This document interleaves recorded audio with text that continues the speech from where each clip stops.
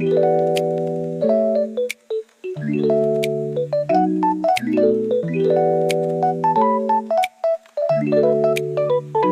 уу бүгдээрээ намайг Нааны гэдэг өнөөдөр болохоор би та нарт түүхийн хамгийн сонирхолтой нэгэн хүн болох Леонардо да Винчиг танилцуулна.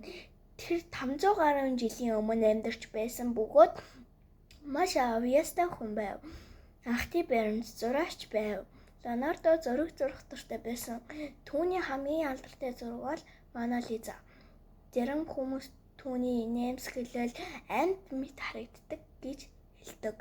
2 дугаар баримт шинжлэх ухаан зохион бүтээл. Леонардо маш сониуч хүн байв. Тэр амьтад ургамал шулуучсан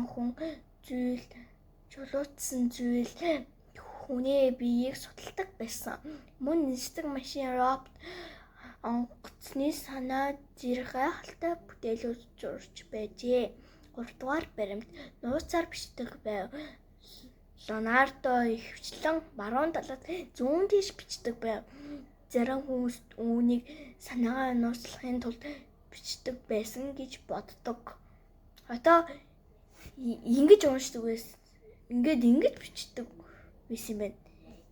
Энэчнээс сайн уу гэж бичдэг байсан юм байна л да. Тэгээд боддог.